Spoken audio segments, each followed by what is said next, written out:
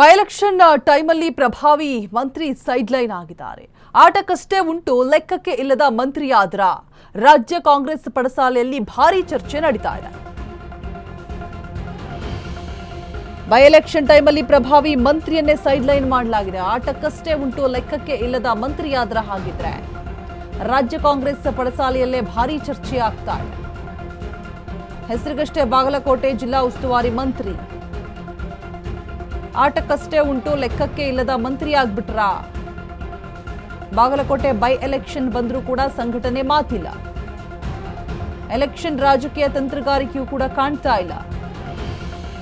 By election ಸಮಿತಿಯಲ್ಲೂ ಕೂಡ ಅವರಿಗೆ ಯಾವುದೇ ರೀತಿಯಾದಂತಹ ಪ್ರಾಮುಖ್ಯತೆ ಒತ್ತು ಸಿಗ್ತಾ ಇಲ್ಲ. ಬಾಗಲಕೋಟೆ ಭಿನ್ನಮತ ಶಮನಕ್ಕೂ ಕೂಡ ಮುಂದಾಗ್ತಾ ಇಲ್ಲ.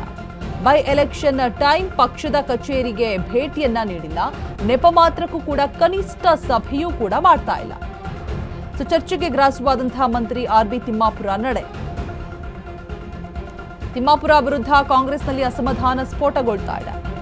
ಇದೇ ಕಾರಣಕ್ಕೆ ಸತೀಶ್ ಜಾರಕಿಹೊಳಿ ಹೆಗಲೇ ಇರ್ತಾ ಹೊಣೆ ಆಗಿದ್ರೆ ಸಾರ್ವಜನಿಕ ವಲಯದಲ್ಲಿ ಚರ್ಚೆಗೆ ಗ್ರಾಸವಾದಂತಹ ಕೈ ರಾಜಕೀಯ.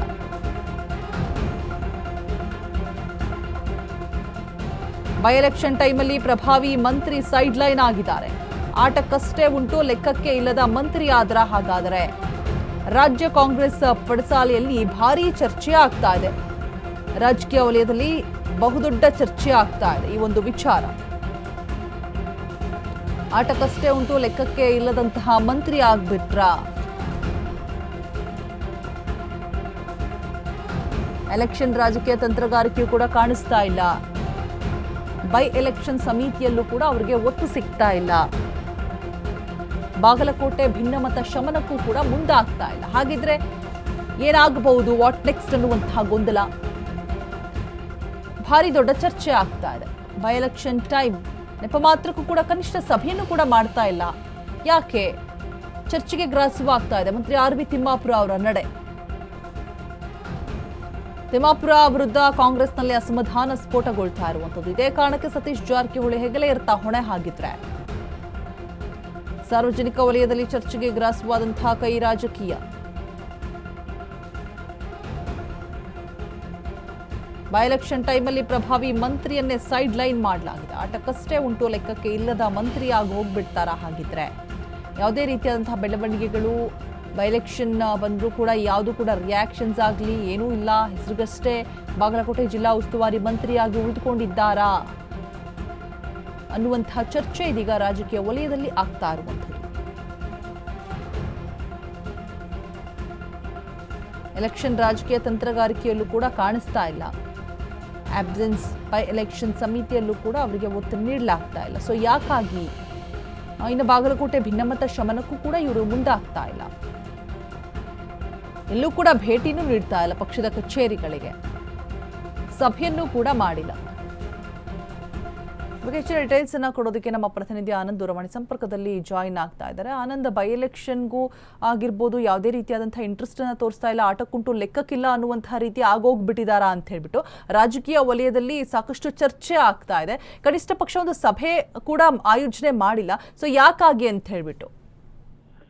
ರೋಜಾ, ಏನು ಅಂದ್ರೆ ಈ ಬಾಗಲಕೋಟೆ ಮತಕ್ಷೇತ್ರ ಸಂಬಂಧಪಟ್ಟಂಗೆ ಈಗಾಗಲೇ ಉಪಚುನಾವಣೆ ತಾವು ತೀವ್ರಗೊಳ್ಳುತ್ತಿದ್ದು ಸಹ ಏನು ಈ ಜಿಲ್ಲಾ ಉಸ್ತುವಾರಿ ಸಹ ಏನು ಈಗ ಆಟಕ್ಕುಂಟು ಏನು ಲೆಕ್ಕಕ್ಕಿಲ್ಲ ಅನ್ನೋ ರೀತಿಯಲ್ಲಿ ಇದ್ದಾರೆ. ಯಾಕಂದ್ರೆ ಚುನಾವಣೆ ಘೋಷಣೆ ಮುಂಚೆನೆ ಸಾಕಷ್ಟು ರಾಜಕೀಯ ತೆರೆಮರೆ ಚಟುವಟಿಕೆ ನಡೆಸ್ತಾ ಇದ್ದು, ಸಭೆ ಸಮಾರಂಭಗಳಾಗ್ತಾ ಇದ್ದು, ಆದ್ರೂ ಸಹ ಏನ್ ಜಿಲ್ಲಾ ಉಸ್ತುವಾರಿ ಆದರೆ ಆರ್.ಬಿ. ತಿಮ್ಮಾಪುರ ಅವರು ಹೆಚ್ಚು ಉತ್ಸಾಹ ತೋರಿಸ್ತಾ ಇಲ್ಲ.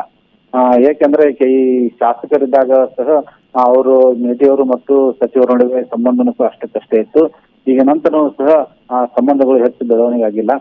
ಈ ಮಧ್ಯೆ ಏನಂದ್ರೆ ಅವರು ಜಿಲ್ಲಾ ಉಸ್ತುವಾರಿ ಇದ್ದ ಕೇವಲ ಅವರು ಆಪ್ತರಿಗೆ ಮತ್ತು ಅವ್ರ ಬೆಂಬಲಿಗರಿಗೆ ಮಾತ್ರ ಹೆಚ್ಚು ಒತ್ತು ಕೊಡ್ತಿದ್ದಾರೆ. ಏನು ಈ ತರ ಮೇಟಿಯವ್ರ ಕುಟುಂಬದಲ್ಲಿ ಏನಾದ್ರು ಸಮಸ್ಯೆ ಇದ್ದಾಗ ಮತ್ತು ಏನು ಪಕ್ಷೇತರ ಅಭ್ಯರ್ಥಿಯಾಗಿ ಸ್ಪರ್ಧೆ ಮೇಟಿ ಕುಟುಂಬ ಇದ್ದಾಗ ಅದನ್ನು ಇಲ್ಲೇ ಬಗೆಹರಿಸಬಹುದಿತ್ತು. ಮತ್ತು ಜಿಲ್ಲಾಧ್ಯಕ್ಷರು ಇರ್ಬೋದು ಮತ್ತು ಸಂಬಂಧಪಟ್ಟ ಅಧಿಕಾರಿಗಳ ಜೊತೆ ಸಂಬಂಧಪಟ್ಟ ಮುಖಂಡರ ಜೊತೆ ಚರ್ಚೆ ಮಾಡಿ ಏನಾದ್ರು ಮಾಡಿ ಇದನ್ನು ಇಲ್ಲೇ ಬಗೆಹರಿಸ್ಬಿಟ್ಟು ಇದು ಸಿಎಂ ಮಟ್ಟವರೆಗೂ ಹೋಗುವಂತ ಅವಶ್ಯಕತೆ ಇದ್ದಿಲ್ಲ.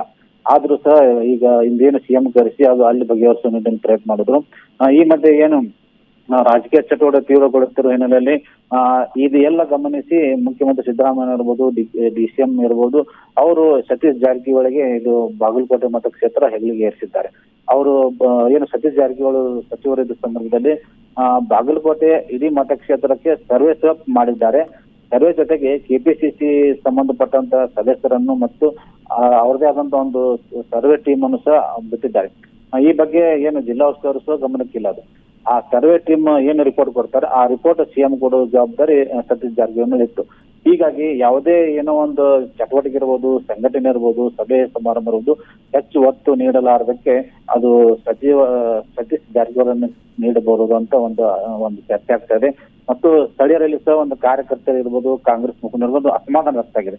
ಯಾಕೆಂದ್ರೆ ಇವರು ಹೆಚ್ಚು ಉತ್ಸಾಹ ತೋರಿಸ್ತಿಲ್ಲ, ಸಂಘಟನೆ ಚತುರರು ಅಲ್ಲ, ತಮ್ಮ ಕೆಲಸ ಮತ್ತು ಈ ಮಧ್ಯೆ ಏನಂದ್ರೆ ಈ ಅಬಕಾರಿ ಇಲಾಖೆ ಭ್ರಷ್ಟಾಚಾರ ಆರೋಪವನ್ನು ಕೇಳಿ ಬರ್ತಾ ಹಿನ್ನೆಲೆಯಲ್ಲಿ ಮುಖ್ಯಮಂತ್ರಿ ಅವರಿಗೆ ಸ್ವಲ್ಪ ಹೆಚ್ಚು ಒತ್ತು ನೀಡಲಾರದಕ್ಕೆ ಈ ತರ ಆಗಿದೆ ಎಂದು ಒಂದು ಚರ್ಚೆ ಆಗ್ತದೆ. ಕಾಂಗ್ರೆಸ್ ಕಾರ್ಯಕರ್ತರು ಒಂದು ಅಸಮಾಧಾನ ಮೂಡಿದೆ. ಇದು ಯಾವ ಮುಖಂಡರು ಯಾವ ಮಟ್ಟಕ್ಕೆ ಮುಂದಿನ ದಿನಮಾನದಲ್ಲಿ ಅಂದ್ರೆ ಇನ್ನು ಈ 15ನೇ ಪ್ರಚಾರ ಇರುತ್ತೆ, ಆ ಪ್ರಚಾರ ಸಮಯದಲ್ಲಿ ಮತ್ತೆ ಅವರು ಯಾವ ತರ ಬೆಳವಣಿಗೆ ಆಗುತ್ತದೆ, ಯಾವ ತರ ಉಸ್ತುವಾರನ್ನು ಬಳಸಿಕೊಳ್ತಾರೆ ಎಂಬುದನ್ನು ಕಾಯ್ದು ನೋಡಬೇಕಾಗಿದೆ. Roja, all right, thank you Anant, ಆಮೇಲೆ ಡೀಟೇಲ್ಸ್ಗಾಗಿ.